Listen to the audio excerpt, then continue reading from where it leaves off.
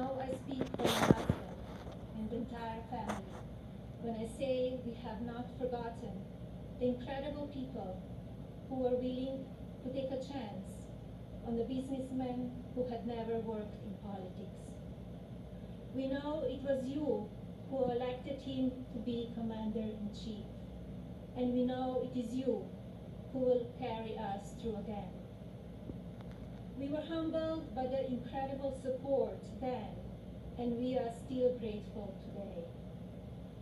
I want to acknowledge the fact that since March, our lives have changed drastically. The invisible enemy, COVID-19, swept across our beautiful country and impacted all of us. My deepest sympathy goes out to everyone who has lost a loved one, and my prayers are with those who are ill or suffering. I know many people are anxious and some feel helpless. I want you to know you're not alone. My husband's administration will not stop fighting until there is an effective treatment or vaccine available to everyone. Donald will not rest until he has done all he can to take care of everyone impacted by this terrible pandemic. I want to extend my gratitude to all of the healthcare professionals, frontline workers and teachers who stepped up in these difficult times. Despite the risk to yourselves and your own families, you put our country first, and my husband and I are grateful. I have been moved by the way Americans have come together in such an unfamiliar and often frightening situation. It is in times like this that we will look back and tell our grandchildren that through kindness and compassion, strength and determination, we were able to restore the promise of our future. Businesses stepped up and volunteers stepped in. People were eager to share ideas, resources, and support of all kinds with neighbors and strangers alike. It has been inspiring to see what the people of our great nation will do for one another, especially when we are at our most fragile. Speaking of strength and determination, we recently celebrated the 100-year anniversary of the passage of the 19th Amendment. Yesterday, on the North Lawn of the White House, we unveiled an exhibit dedicated to women's suffrage. The exhibit called on children from across the country to send art honoring the meaning of this important time in women's history. When I was judging the entries, I reflected on the impact of women's voices in our nation's story, and how proud I would be to cast my vote again for Donald this November. We must make sure that women are heard and that the American dream continues to thrive.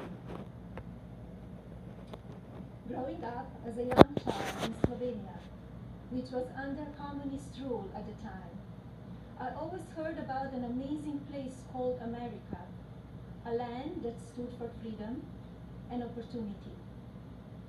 As I grew older, it became my goal to move to the United States and follow my dream of working in the fashion industry. My parents worked very hard to ensure our family could not only live and prosper in America, but also contribute to a nation that allows for people to arrive with a dream and make it reality. I want to take the moment to thank my mother and father for all they have done for our family. It is because of you that I'm standing here today.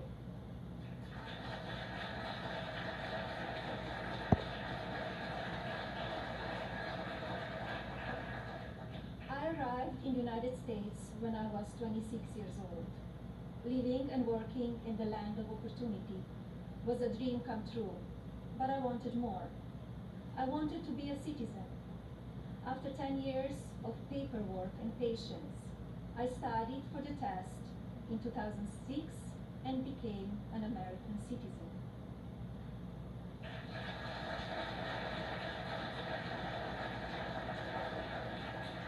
It is still one of the proudest moments in my life because with hard work and determination, I was able to achieve my own American dream.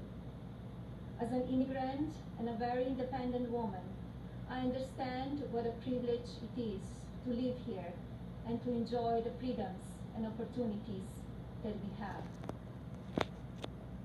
As First Lady, I have been fortunate to see the American dream come true over and over again. I have met many inspiring women, children, parents, and families who have overcome life-changing issues that include addiction, homelessness, family members who are ill or have passed away, abuse of all kinds, and many other challenges that would make most people give up. The past 3.5 years have been unforgettable. There are no words to describe how honored, humbled, and fortunate I am to serve our nation as your First Lady. After many of the experiences I've had, I don't know if I can fully explain how many people I take home with me in my heart each day. From brave soldiers who give up so much so that we can be free, to children of all circumstances who have met around the world. Thank you for inspiring me. It is my greatest honor to serve you. When I speak to members of the military, despite sacrificing time with their families, experience the fear of war or suffering loss, they have no regrets about serving our country. The same goes for their families and the families of first responders who often watch their loved ones walk out the door, not sure if or when they will come home. When I speak to families who have lost someone, the pain mixed with pride I hear in their voices is something I think about often. So thank you to all who serve our country in the military and as first responders. And thank you to the families who wait for them. You are all heroes in your own right. I have also been moved by the many children and families I've spent time with at hospitals, schools, and other locations around the world. Children who are dealing with pain or illness that would break even the strongest adult. Parents who are grateful to wake up every day and see that their child is still alive. These families are a testament to what faith and medicine, strength and science can do. On my first international trip as First Lady, my husband and I visited places of great significance to the three major religions: Islam, Christianity, and Judaism. One special memory from that trip is of a young boy I had privilege of visiting while at Bambino Gesù Hospital in Rome, Italy. While there, I read the little boy a story and learned that he and his family had been waiting for a heart for a very long time, and he had a grim prognosis. His situation brought my staff and me to tears, and we spoke of a little else as we flew to Belgium for the next part of our trip. Upon landing just a few hours later, we learned that a heart had been donated and would be going to the little one. I think about him often, along with so many amazing and strong young patients across our own country. More profound and sadly unavoidable examples of our country's strength and character have occurred in the communities that have been impacted by natural disasters. Hurricanes, tornadoes, and flooding may show the ugly side of Mother Nature, but in their aftermath, they can show us a beautiful side of humanity. My husband and I have visited many places that have been affected by natural disaster. And we are deeply moved by the strength of the people who have lost everything and the kindness of neighbors and communities. The common thread in all of these challenging situations is the unwavering resolve to help one another. I recognize the stories I just told about people who survive extraordinary circumstances. But Donald and I are also inspired by the millions of Americans who wake up each day with a simple yet courageous goal of providing for their families and keeping them safe. You are the backbone of this country. You are the people who continue to make the United States of America what it is, and who have the incredible responsibility of preparing our future generations to leave everything even better than they found it. Just as you are fighting for your families, my husband, our family, and the people in this administration are here fighting for you. No matter the amount of negative or false media headlines or attacks from the other side, Donald Trump has not and will not lose focus on you. He loves this country, and he knows how to get things done. As you have learned over the past 5 years, he's not a traditional politician. He doesn't just speak words. He demands action, and he gets results. The future of our country has always been very important to him, and it is something that I have always admired.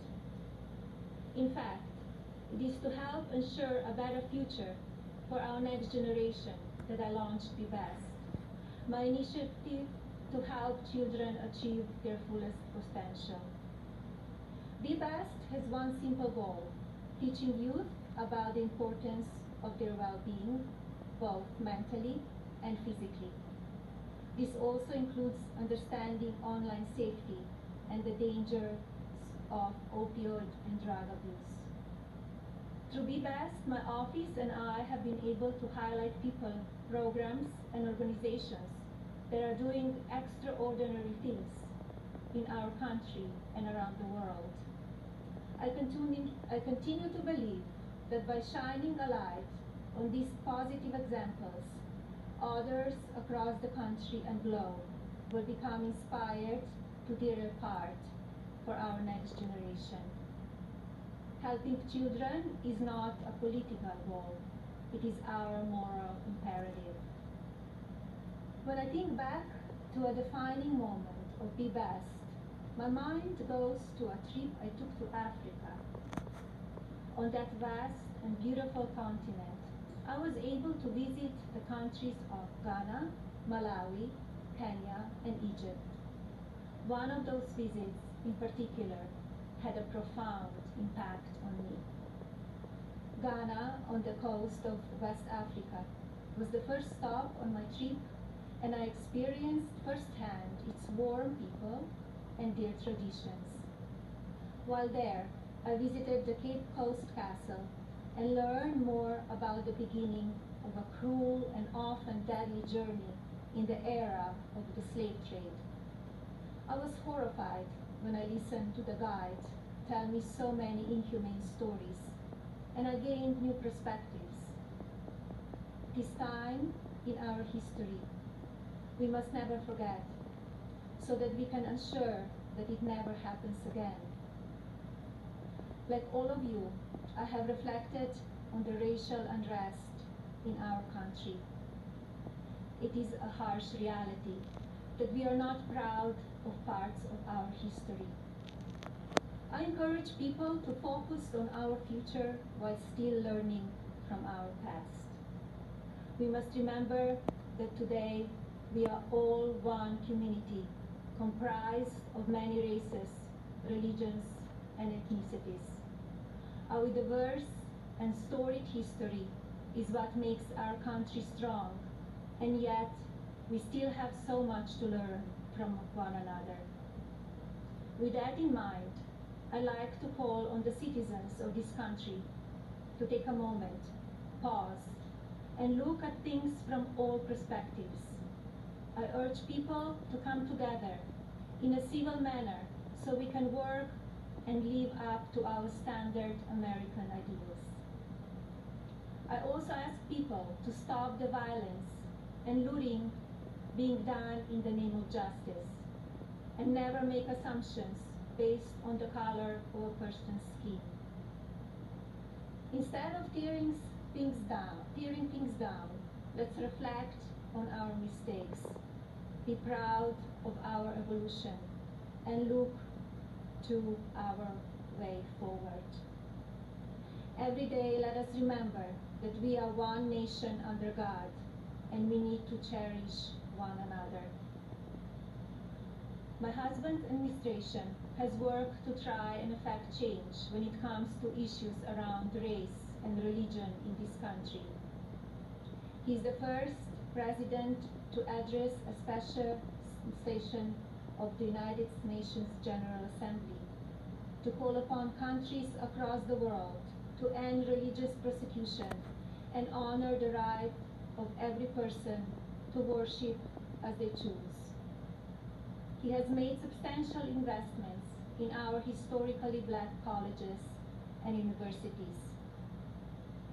This president also continues to fight for school choice, giving parents more options to help their children flourish.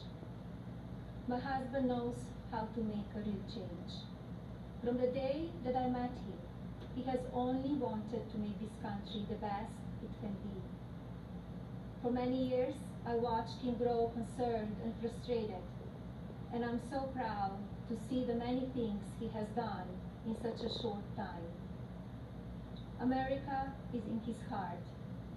So while at times we only see the worst of people and politics on the evening news, let's remember how we come together in the most difficult times. And while debate rages on about issues of race, let's focus on the strides we have made and work together for a better tomorrow for everyone. Our administration has also devoted historic resources and produced life-saving results by raising awareness around opioid addiction and drug abuse, especially for children. When so often the headlines are filled with gossip, I want to take this moment to encourage the media to focus even more on the nation's drug crisis. This disease is one that affects everybody. It pays no attention to race, age, or socioeconomic status. Addiction has touched every part of our society in some way. And now, more than ever, we have programs and medicine to combat it. We just need to talk about it openly. And you, the media, have the platforms to make that happen. To the media industry and as a country, I ask that we all commit to helping in our fights against drug addiction by talking about it even more.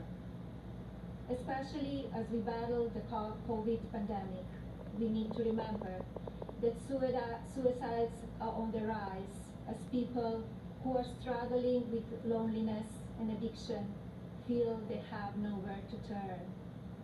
Parents, please talk to your children. Teachers and caregivers, pay attention to signs of addiction. Lawmakers, pass legislation that allows those who ask for help to do so safely and without fear, and to provide resources for organizations that help people impacted by addiction. When the stigma is removed, people will no longer be ashamed to ask for help, and lives will be saved. And if you are struggling with addiction, there is no shame in your illness. Please seek help. You are worth it. In my next 4 years as First Lady, I will continue to build upon the best and work with individual states to pass legislation to take care of our most vulnerable.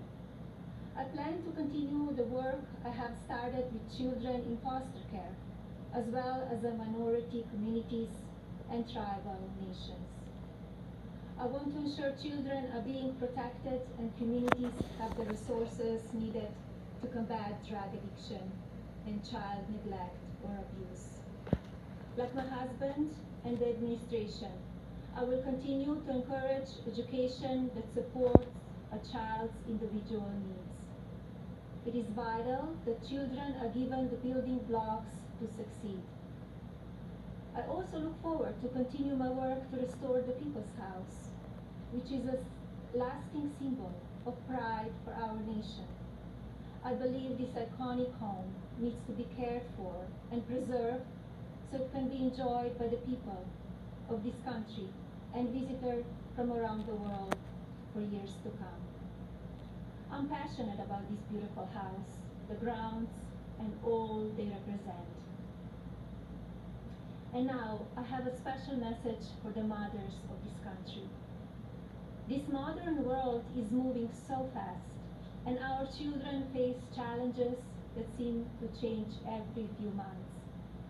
Just like me, I know many of you watch how mean and manipulative social media can be. And just like me, I'm sure many of you are looking for answers how to talk to your children about the downside of technology and their relationships with their peers.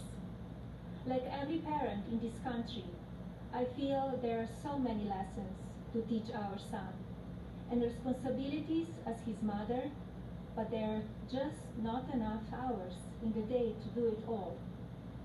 I remind myself that I'm more fortunate than most and still have days that I look for wisdom and strength to do the very best I can for him. To mothers and parents everywhere, you are warriors. In my husband, you have a president who will not stop fighting for you and your families. I see how hard he works each day and night, and despite the unprecedented attacks from the media and opposition, he will not give up. In fact, if you tell him he cannot be done, he just works harder. Donald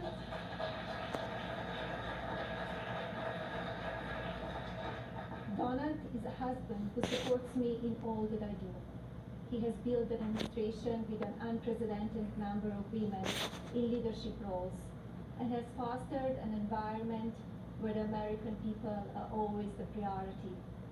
He welcomes different points of view and encourages thinking outside of the box.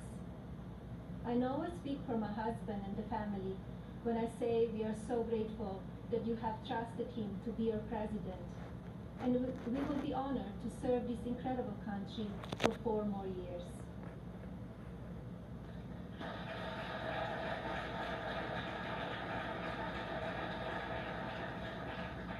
As you have heard this evening, I don't want to use this precious time attacking the other side, because as we saw last week, that kind of talk only serves to divide the country further. I'm here because we need my husband to be our president and commander-in-chief for 4 more years. He is what is best for our country. We all know Donald Trump makes no secrets about how he feels about things. Total honesty is what we as citizens deserve from our president.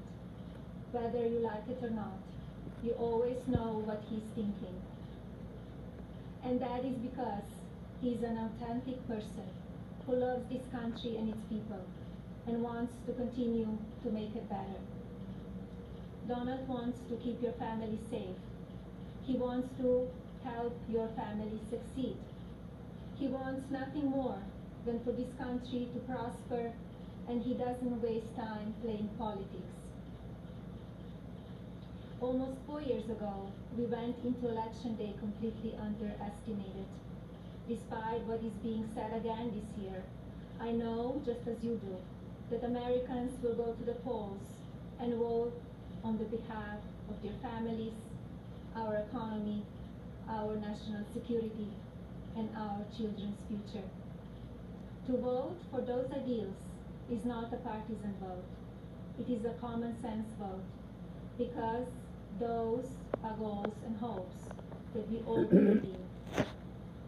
I believe that we need my husband's leadership now more than ever in order to bring us back once again to the greatest economy and the strongest country ever known.